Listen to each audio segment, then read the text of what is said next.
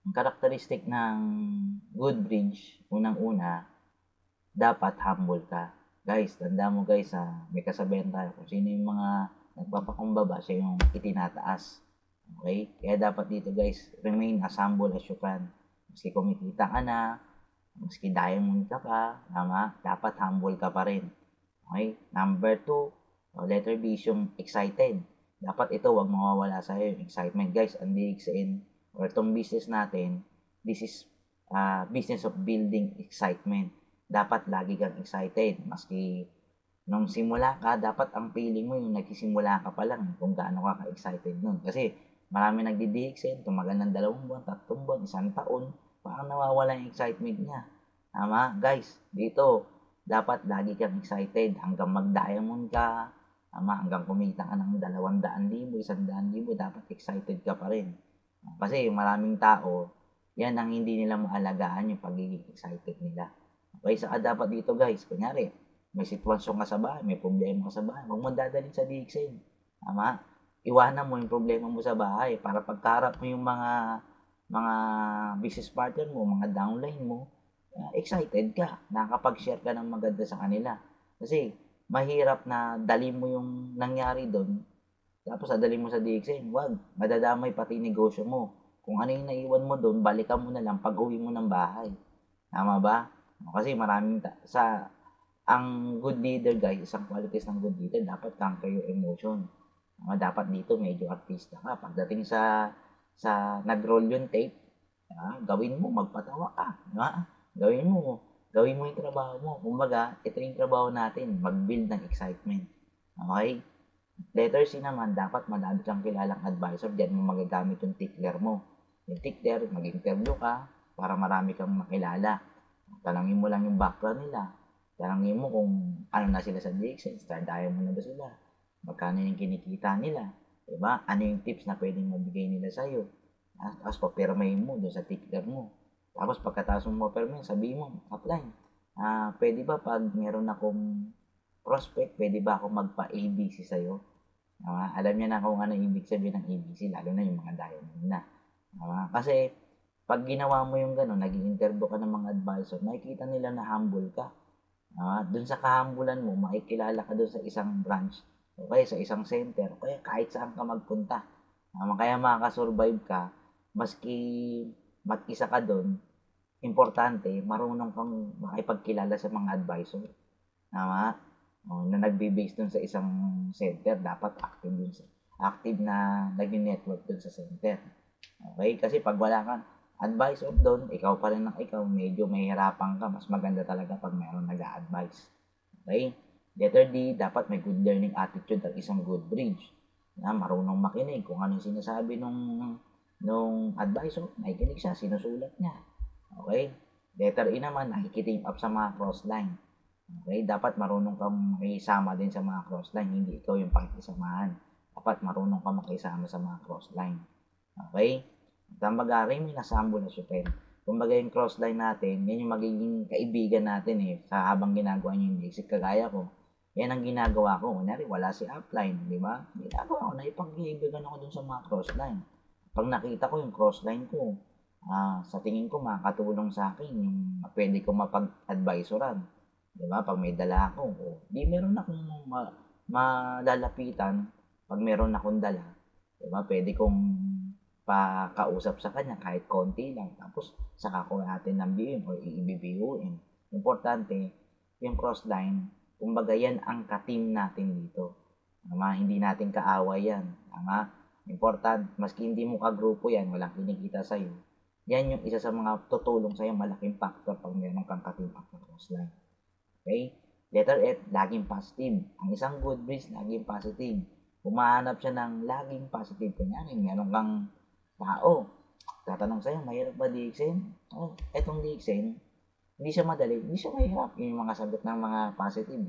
Diba? Tingnan mo, kumita nga tayo ng 10,000 sa labas, magtrabaho tayo, di ba? Ang hirap. 10,000 lang yun, ha? Sa DXN, pwede tayong kumita ng 100,000, tapos gusto natin madali. Talagang paghihirapan natin. Kasi kung madali ito, scam to. Tama? Sabihin ko sa'yo, kung madaling kumita ng 100,000, scam yan. Dito, paghihirapan natin. Tatrabahuhin natin. Okay? Saka may kapalit naman yan eh. Kumbaga, itong paghihirap natin, ito, pangarap natin kotse. Pag kumita ka ng 200,000 at may kotse ka na, hindi mo na siguro mararamdaman yung hirap. Tama? Lagi ka ng positive. Okay? Importante guys, marunong ka mag-convert ng negative to positive. Okay? Yan ang good bridge. Next topic natin ngayon guys is yung follow up. Paano mag-follow up? Dapat guys, pag mayroon ka nang dala na sa office na BOM na, at pakausap mo sa mga advisor mo, diba? Dapat ipa-follow up mo siya within 48 hour rule. Kasi, ang excitement level ng isang tao, nawawala yan within 48 hours. Kaya kailangan mapabalik mo siya sa office. Ang goal mo is mapabalik siya sa office. Kaya mo siya pina-follow up. Okay? Simple lang naman mag-follow up eh. Tawagan mo siya, okay? Text mo. Kumusta ba, Mr. Cruz? Diba? Kumusta yung business natin? Maganda ba o napakaganda? Dapat pag nagtatanong ka, dapat positive. Pag sinabi niya maganda, okay lang po tayo mag-register. Pag sinabi niya, wala pa kasi akong pera. Ganun ba, Mr. Cruz?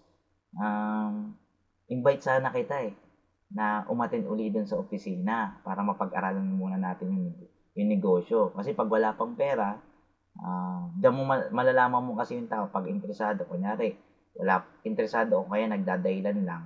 Pag interesado yan, tapos walang pera, pupunta yan sa office para makapag-aral. Basta imbitahin mo lang. Tama? Kasi lahat ng control nasa iyo. Kunyari, imbitahin sana kita, Mr. Cruz, sa seminar eh. Atinan pa natin yung dalawa pa, yung about sa produkto, saka bakit ginagawa, at bakit mo gagawin yung DXN. Diba? Paano gagawin yung DXN? Diba? Yun ang susunod natin atinan. Mag-invest muna tayo sa knowledge. Okay? Yun ang sasabihin mo pag sinabi niya wala pa siyang pera. Pero, pag gusto niyan, aatin yan. Pero pag hindi niya gusto, malalaman mo kasi pag nagdadahilan lang, hindi yan pupunta sa opisina. Tama? Kaya dyan mo i-apply ngayon yung SW3 next. Some will join, some will not. So, what next? Kasi antayin mo yung tao na pumunta kusa, ay hindi pa magkukusa yan.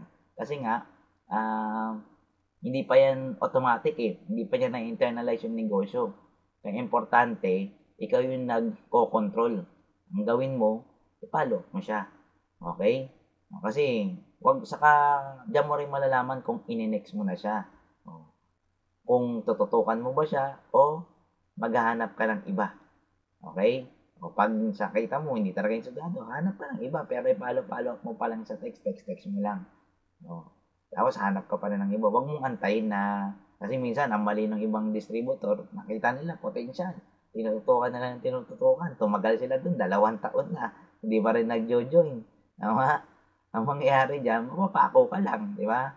Ang iisipin ng prospect mo, ay, hindi ka magiging successful pag wala ako. Tama? Ipakita mo sa kanya na magiging successful ka maski wala siya. Kunyari, may nag-member sa text mo, Mr. Cruz, grabe, may nag-member na naman sa akin, di ba? Kumbaga may excite mo siya, naku, kailangan pumasok na ako. Okay? Kaya kapapalo up mo yan. Saka, ano lang yan eh, kumbaga, minsan yung tao, minsan busy lang talaga, kaya hindi makapunta naman. Kaya, andun pa rin yung consistent follow up mo. Huwag naman yung masyadong makulit. Tama? Kasi minsan nakukulitan yung mga prospect. Dapat, every other day ang follow up mo. Sa unang linggo muna pala, ako kasi ginagawa sa unang linggo, sunod-sunod araw yan. Araw-araw hanggang makapabalik ko siya. Pag within a week hindi ko siya napapabalik, sunod na week, every other day na lang ako nagte-text sa kanya. Tama? Para makikita niya Tapos susunod na week, once a week ko na lang siya pinapalo up. Makikita niya, mukhang hindi na ako pinapalo up nitong nag-imbita sa akin mag-iisip yan. Baka pwede pumunta na ako dyan. Tama? Kaya importante guys, ma-follow up mo yung prospect mo. Okay?